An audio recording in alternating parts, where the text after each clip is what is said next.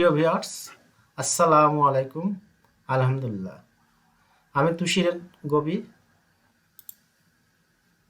তুষির and take YouTube চ্যানেলের পক্ষ থেকে আপনাদেরকে সবাইকে স্বাগতম। গত কয়েকটি ভিডিওতে আমি গার্মেন্টস সেকশনের বিভিন্ন বিভিন্ন ক্যাটাগরি নিয়ে আলোচনা করতেছি। যেহেতু আমি গার্মেন্টস সেকশনের বেশিরভাগ কাজ নিয়ে আলোচনা করব, তা গার্মেন্টস সেকশনের যে ফর্মুলাগুলো সবচেয়ে বেশি ব্যবহৃত হয় সেগুলোই নিয়ে আলোচনা করব। আজকের পর্বে আমি সাম ইফ সরি আজকের পর্বে ইফ ফাংশন নিয়ে আলোচনা করব। প্রথমে হচ্ছে বেসিক, এরপর আছে অ্যাডভান্স। আর হ্যাঁ, প্রিয় ভিউয়ার্স, আপনারা যদি আমার চ্যানেলটিকে সাবস্ক্রাইব করে থাকেন তাহলে অবশ্যই ধন্যবাদ। আমার চ্যানেলটিকে অবশ্যই সাবস্ক্রাইব করবেন। চলুন শুরু করি। প্রথমে আমাদেরকে জানতে হবে সিনট্যাক্সটা এরকম যে if logical test comma logical test of true আর ভ্যালু অফ ফলস, এভাবে কাজ করে। বাংলাদেশের প্রেক্ষাপটে যেটা সেটা দেখা যায় যে আমরা যদি মনে করি যে একজন ভোটার কি না, সেভাবে নির্ণয় করব। এভাবে নির্ণয় করতে পারি আমরা, যাদের বয়স 18 বা 18+ তারা ভোটার, বাকি সব নন ভোটার। তাহলে এটা আমরা কিভাবে নির্ণয় করতে পারি? আমি এখানে কিছু নাম লিখছি এবং তাদের বয়স দিছি। তাহলে আমরা টেস্ট করবো যে আসলে সে ভোটার কি না। তাহলে চলুন শুরু করি। ইফ ব্যক্তির নাম কোনো বিবরণ যদি এই ইকুয়াল গ্রেটার দেন ইকুয়াল কত 8, তারপরে কি, আর হ্যাঁ এটা জানাই যে এক্সেলে যদি কোনো স্ট্রিং লিখতে হয় তার সামনে যেহেতু কোনো লেখা ক্যারেক্টার এগুলোর সামনে কি অবশ্যই দিতে হয় কোলন চিহ্ন, ডাবল কোলন। লিখে লিখলাম ভোটার, ভোটার স্ট্রিং, আবার কমা প্রথমে ট্রু ভ্যালু তারপর ফলস ভ্যালু, কি হবে নন ভোটার।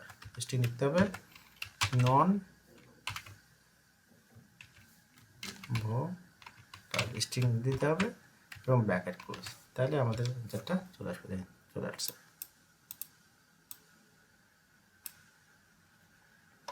ওকে, চলে আসছে।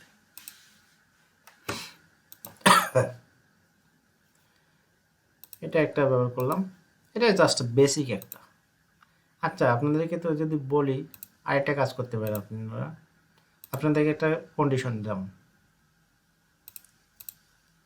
কন্ডিশনটা এরকম, যদি আজকে বৃষ্টি হয় তাহলে অফিসে যাব না, আর যদি বৃষ্টি না হয় তাহলে অফিসে যাব। কি বললাম? যদি, আচ্ছা কন্ডিশনটা লিখি, এটা আপনাদের বাড়ির কাজ দিলাম।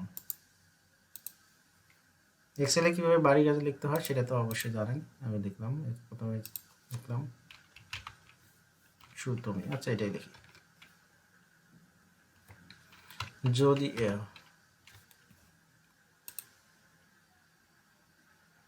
নিকট বার করি, যদি আজকে বৃষ্টি হয় তাহলে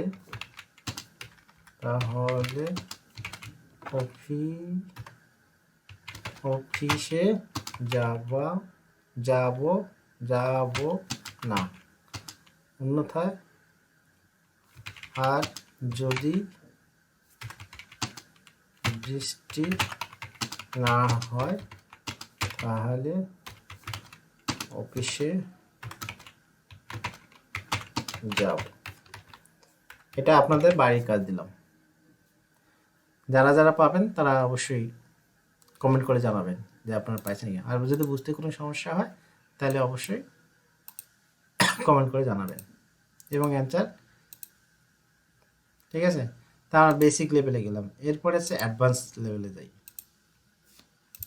চলুন শুরু করি। কন্ডিশন দেওয়া হয়েছে 2টা। এখন দেখুন আমাদের এখানে 100 কয়টা দেখে নিচে যাই।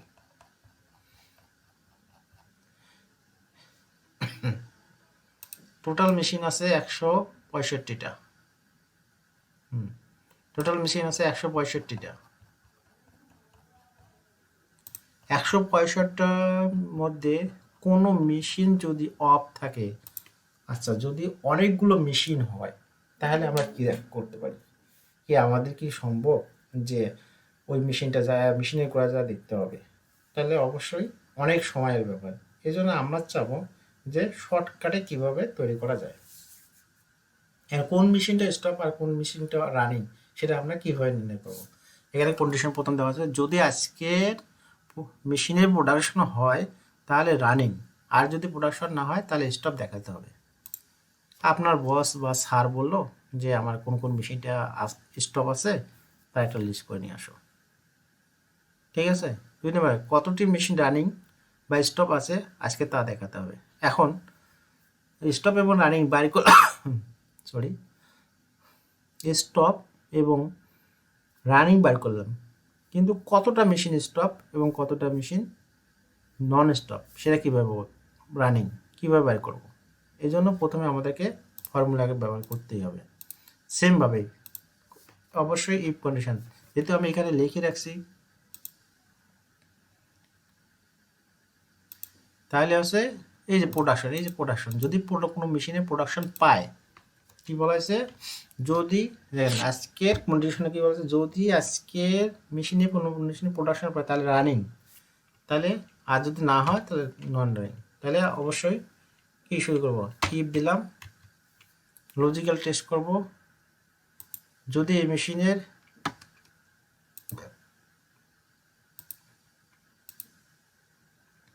আচ্ছা বলি, এখানে প্রোডাকশন হওয়ার বলতে কোনো সংখ্যা অবশ্যই দিতে হবে, তাহলে না প্রোডাকশন 1 কেজি হলে তো প্রোডাকশন। এই জন্য যদি ওই মানটা পায়,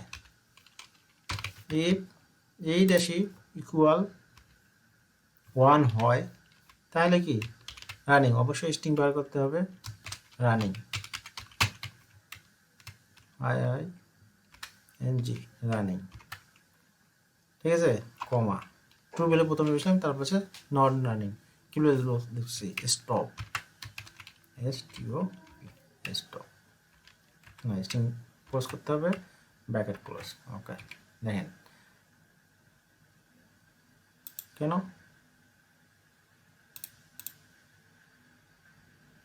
ও গ্রেটার দেন আর ইকুয়াল, জিরো হতে পারবে না, এটা হচ্ছে গ্রেটার দেন আর ইকুয়াল।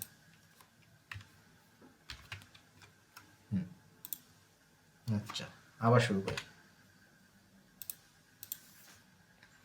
অবশ্যই প্রথমে বেসিকে যেটা বলছিলেন যে গ্রেটার দেন আর ইকুয়াল যাহা জানতে হবে। আচ্ছা আমরা কন্ডিশনাল ফরম্যাট এখনো যাইনি, পরবর্তী কোনো একটা ভিডিওতে কন্ডিশনাল ফরম্যাটিংগুলো নিয়ে একটু আলোচনা করতে হবে। ঠিক আছে, তাহলে চলো শুরু করি। ইফ এই রাশি গ্রেটার দেন ইকুয়াল 1 হয় তাহলে কি হবে রানিং। এক্সেলের স্ট্রিং লিখতে হলে অবশ্যই ডাবল কোটেশন দিতে হবে, স্টপ ব্র্যাকেট ক্লোজ। হয়ে গেল,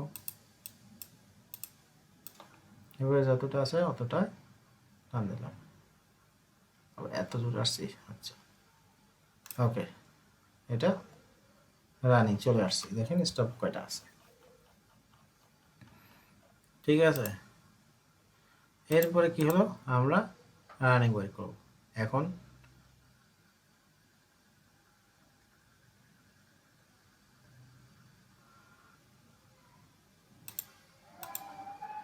এখন অবশ্যই বের করলাম, এখন আবার কি বের করব যে কয়টা মেশিন রানিং আছে।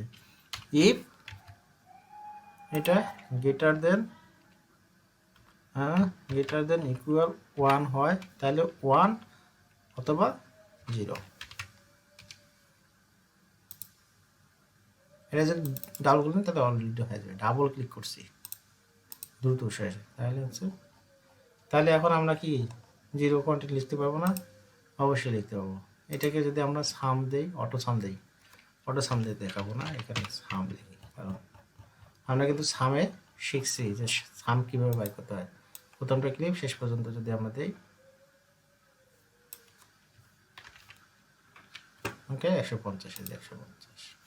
তাহলে আমাদের টোটাল মেশিন কয়টা? 165টা মেশিনের থেকে 165টা মেশিনের থেকে কয়টা মেশিন বন্ধ ছিল? আর টোটাল মেশিন কয়টা ছিল? 165। তার সঙ্গে রানিং কয়টা? 50টা। এই যে running machine, sorry running machine কয়টা? ওইটা। আর স্টপ মেশিন কয়টা? 165 মাইনাস 150। ওকে, এটাই হচ্ছে।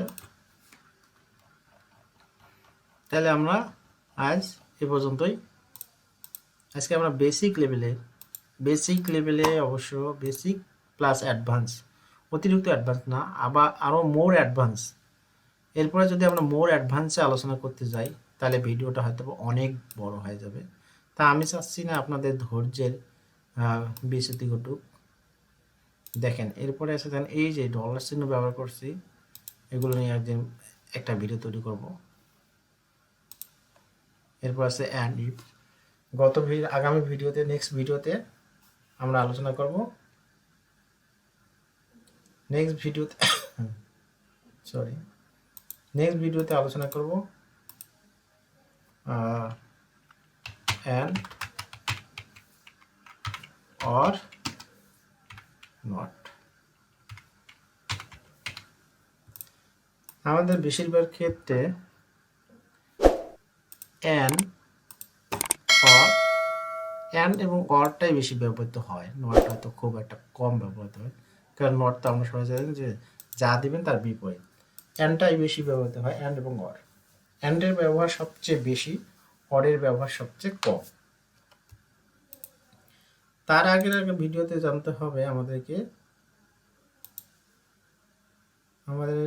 জানতে হবে এই যে ডলার চিহ্নগুলো কেন ব্যবহার করা হয়। ঠিক আছে, তা আগামী ভিডিওতে এগুলো নিয়ে আলোচনা করব, বিস্তারিত আলোচনা করব। সে পর্যন্ত আপনারা সবাই ভালো থাকবেন।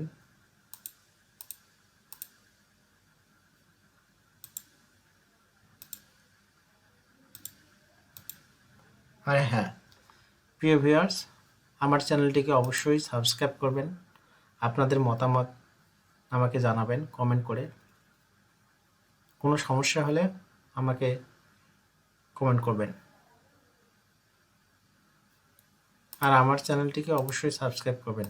আমি প্রথম শর্ট টেকনিকে শেখাচ্ছি, এগুলো এখনও জানি অ্যাডভান্স লেভেলের শর্ট টেকনিকে শেখাবো এবং ছন্দ আকারে। সে পর্যন্ত আপনারা সবাই ভালো থাকবেন।